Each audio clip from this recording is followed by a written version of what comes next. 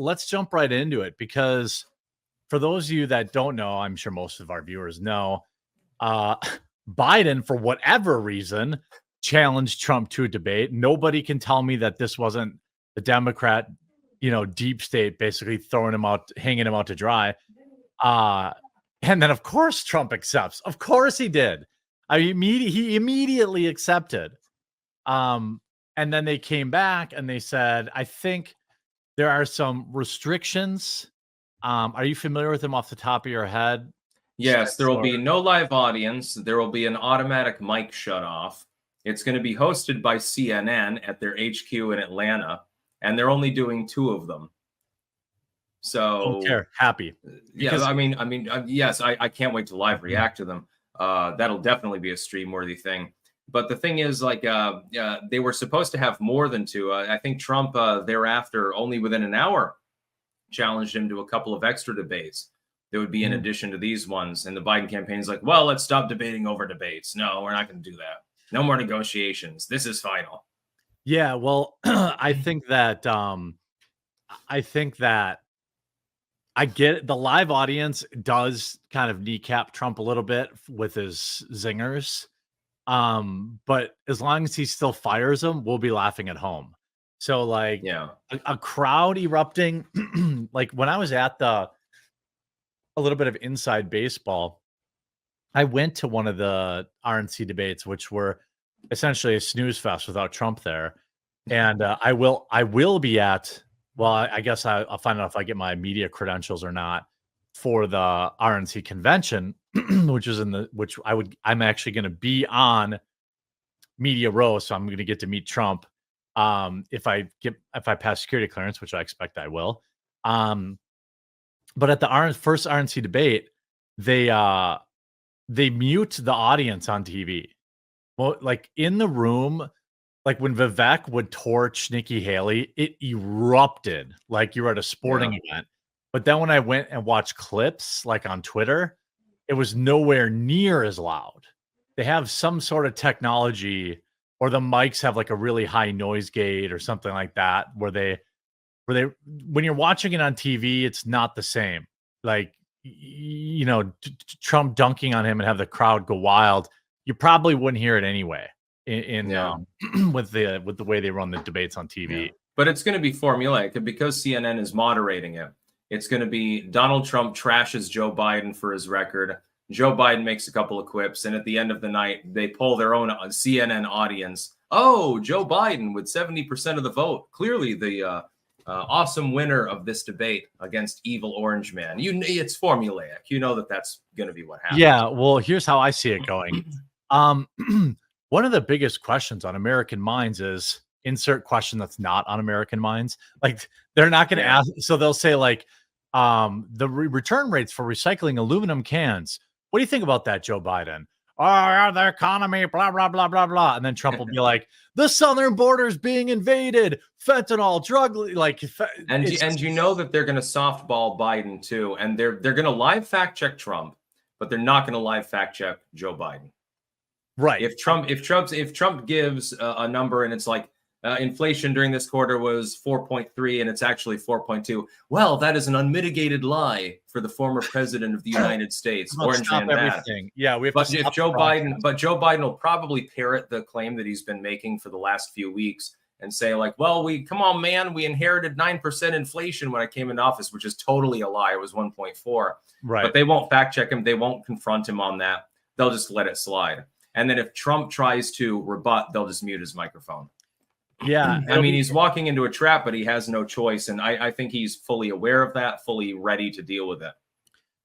I really feel like, as content creators, as commentators, we win the most with this. Yes. Like, it's going to be great. It's going to be legendary. And then you're basically going to have, just like when we had Ron Coleman on, and his words have really like resonated with me, where it's like, these debates are changing zero minds. Like Trump viewers are going to tune in and wait for him to dunk on Sleepy Joe. Joe Biden will be incredibly coached. He'll stay on the talking points. Yeah, and stoned. Well, so Trump will be ripping rails of Ritalin and Diet Coke, and like but like Trump will be a total unhinged lunatic, according to MSNBC, raving lunatic, and Joe Biden will be the nice guy. I don't think, anybody watching CNN is not considering voting for Trump. The good part is that CNN viewership is maybe at one. Obviously, I can't say an all-time low because they did exist at a time when they were growing, but it's basically tanking.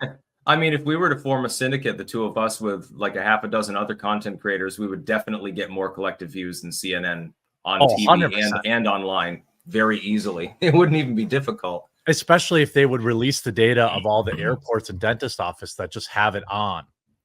Like, I want to know how many people will actually be, are actually, because there was for a while, a lot of people don't know this. CNN paid to be on TV in like the airports, and that was a contract that they bid for. And I assume there were other contracts like that, and I'm sure that they didn't separate that in their viewership, right? So like at every airport, they're on 5,000 TVs. So they're like, oh yeah, even the TVs above the pissers in the bathroom are probably viewing our show, which is probably the best place to view CNN. Yeah. Do you think? What do you think? Well, not over the pisser, over the shitter. Yeah, right. Well, yeah, somewhere in This between. would be too mild for CNN. Yeah, yeah. What do you think about? I think you're right in that Trump's in a no-win situation here, but he's got to do it anyway. Like, he's got nothing to lose. Yeah, I mean, nobody's going to be swayed by the debates anyway. Nobody gives a shit. If a person is really going to tune in, they're tuning in because they're a fan of Trump or a fan of Biden, or they just want to see what crazy shit is said by one or both candidates. Yeah. Like when I tune in, the reason I'm tuning in is Trump is there. I'm not going to listen to, I mean, other than the State of the Union, because Biden was so unhinged, I'm not going to bother live reacting to something that Biden does. Yeah. It's a snooze fest. Right. Exactly. You're just hoping for him to trip. Well, right. Like maybe we'll do, no, you'll probably want to do it on your own channel that night. But like there'll be a bunch of guys like us or gals like us essentially live streaming, reacting with our own viewers that will suck viewership away from CNN. And rightfully so. They deserve it. By the way, what I was going to say when we talked about the pointlessness of debates, I think in the primaries they matter, but like once you're up to this level, because I think Trump absolutely, his 2016 debate performance was one of the big reasons he won the election. Like he was never on my radar until the debates, but what I was going to say was, side note, I think all broadcasts of this type of stuff should be, I don't think like on the list of foreign countries that they want to give money to, or, that they got to deal with, they should all be fair use. They should always be fair. I'm like, this is something that like, I wish people would get like even though I hate Hassan Piker, like he's got a big enough voice where it's like, dude, you shouldn't be able to pay gate a political debate when the United States, when the election's on the line. Like, I don't care. It should be on PBS, and whatever terrestrial TV. It should be simulcast on terrestrial radio, and everyone should be able to react to it, rebroadcast it in any way they see fit. The idea that a news network can get exclusive access to it, I think, is election interference. Yeah, I would agree with that. But there's always bootstrapping and stuff like that. So yeah, but we have to break the law then. Yeah, like terrible. I know, but I mean, like I never downloaded music on LimeWire back in the late 2000s. Of course. Yeah. I thought Napster was a thing kids did kindergarten. Oh man, remember those days, man, when Napster was new and you're just like, I never used Napster, but I do remember LimeWire and how great that was for like every song known to man, movies, and everything else. It was great. LimeWire and Kazaa were like really popular when I was young. I didn't like Kazaa. I never could figure that out. LimeWire was so no muss, no fuss. You just kept reloading the sources, and then you just downloaded it. Yeah, I mean, I didn't do that. You did that, but a guy I knew did that. But the debates being on CNN, like there's all sorts of weird, subtle stuff that, puts Trump at a disadvantage. That's why they always had one on CNN, one on Fox, right? Because CNN's going to be the one that decides when they mute his microphone, and that's partisan. And the fact that the Republicans had that douche nozzle from MSNBC, like moderating their debates, was like the weirdest crap I'd ever seen. But it'll be on CNN. People will be able to. I wonder if it'll be on regular TV too. I feel like it has to be. Yeah, of course they're going to have it on. Yeah, they'll and it'll be replicated on other sites and stuff and other channels. Yeah, I would think. Maybe C-SPAN or some similar service might cover it as well. Yeah, C-SPAN, or I was thinking like, how the RNC has like exclusive streaming rights for this stuff. Yeah. So it would be a huge W if Rumble got to stream it. Like that would be. Yeah. I'm actually going to need help from the clankers to figure out exactly what I can and cannot show on stream, like when I'm live reacting. Because if I do it from like CNN's official YouTube page or something, they'll just issue a copyright strike. Yeah. I can give you anally retentive stream. Yeah. The short answer is, Rumble, you can pretty much rock it. Like I watch when Crowder does it, and he has freaking CNN like full screen, and like he bounces back and forth. But that's when he's on Rumble. I don't think he gets the same level of wiggle room when he's on YouTube. But yeah, I will definitely be streaming that. I can't wait.